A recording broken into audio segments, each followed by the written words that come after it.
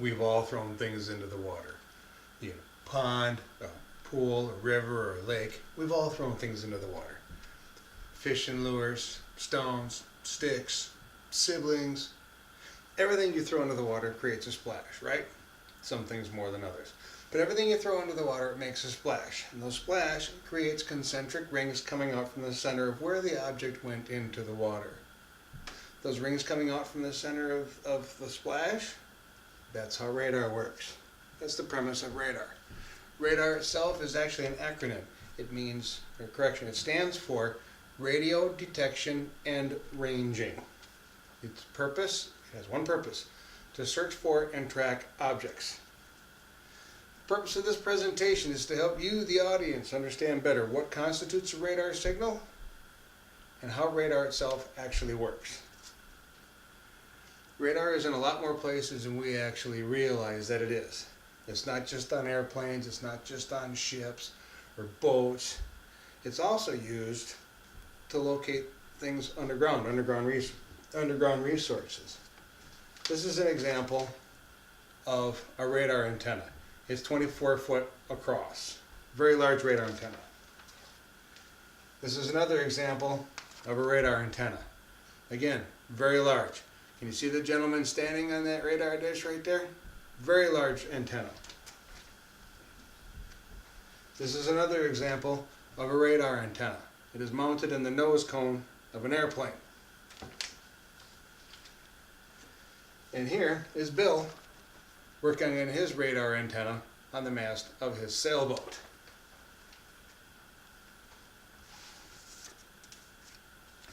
For 6 years, I served in our United States Navy. My job was to collect, dissect, and interpret radar signals from air platforms, sea platforms, land-based platforms, all across the globe.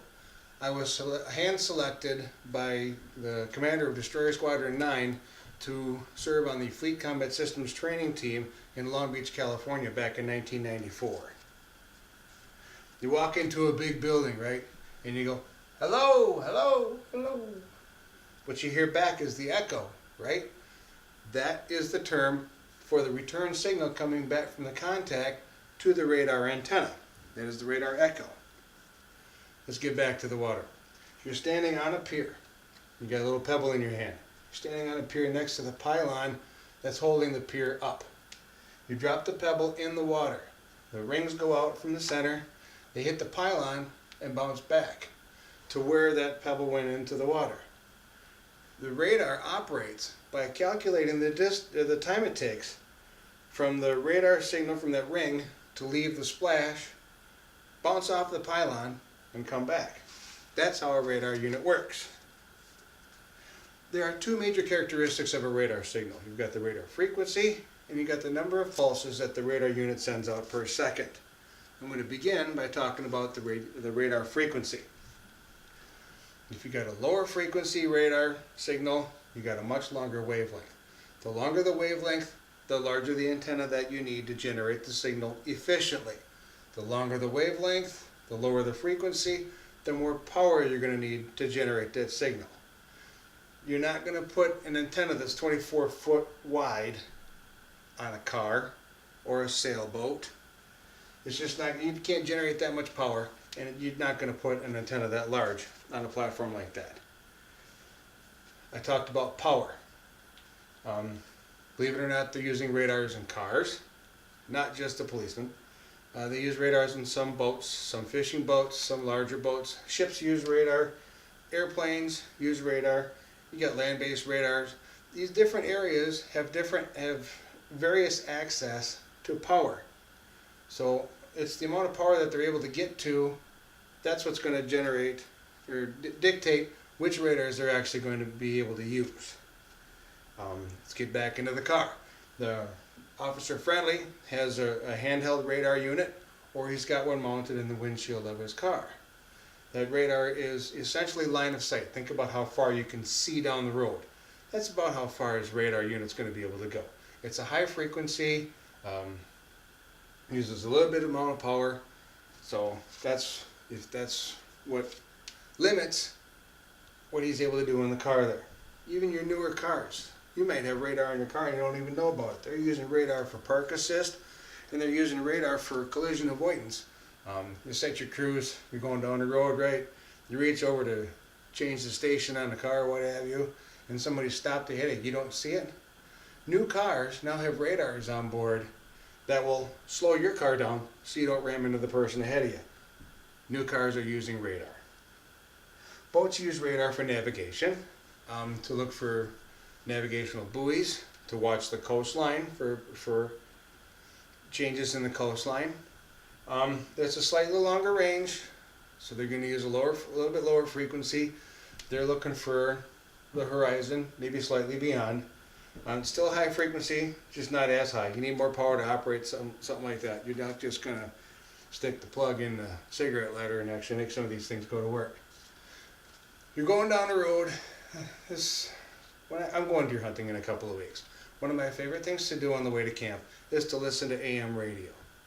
AM radio operates on a very low frequency. It uses a lot of power and carries for hundreds of miles. Low frequency, a lot of power, very long range. Getting back to this radar dish right here, this is an over-the-horizon early warning radar. This is very low frequency, a whole lot of power, ranges hundreds of miles. Again, large antennas, a lot of power used. Airports use early warning radars to look for air contacts way off in the distance, and obviously you have military applications.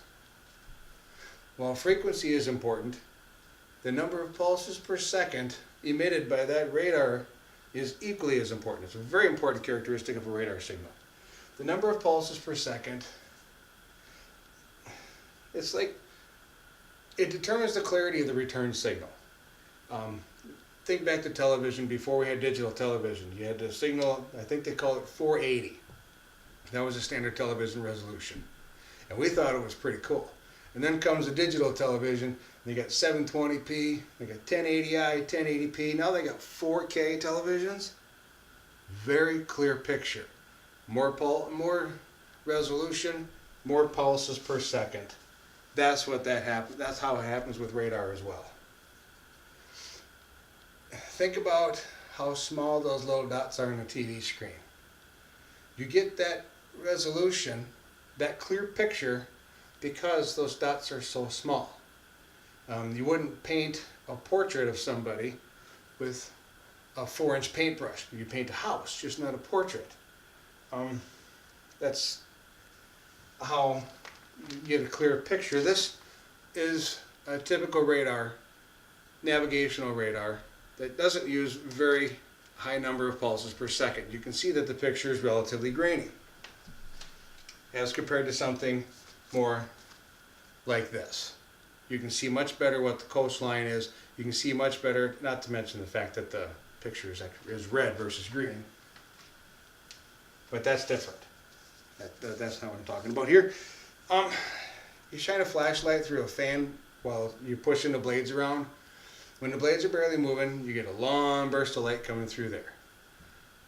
Fewer pulses per second, long pulse coming through there. Again, you use a higher number of pulses per second when you're looking for signal clarity, when you're looking for picture clarity, looking for navigational buoys, you're looking for jet skis, high number of pulses per second. We've watched the radar picture on TV, right? We're watching the news, they're showing the rain as it's coming across the region, and it shows the rain's over your house, but you look out the window and it's dry. What do you think they're using for the number of pulses per second for their radar? We've talked about frequency, we talked about the number of pulses per second. Frequency relates to power requirements and antenna size. Number of pulses per second determines the clarity of the radar echo. From air traffic to highway traffic, radars do one thing. They locate and track objects. They've got weather applications, navigational applications for ships and aircraft. You have military applications, air traffic control, driving and parking. Park assist uses radar as well. And they've got radar that they're using to search for underground resources. Next time you're going through, heading up past Kaukauna on Highway 41, look to the east. look to see if you can't find the Channel 5 weather tower. They got the radar and the radome up there. Think about how many pulses per second they're putting out of there, what frequency they're using. Think about it next time you go down to General Mitchell Field. Look out to the right as you're going off of Howell. You'll see the very large orange bed spring antenna. Think about the number or the frequency and the number of pulses per second they're using there. You may have used radar or benefited from radar without even knowing it. How many of us would consider it a benefit of radar getting stopped for speeding by Officer Friendly?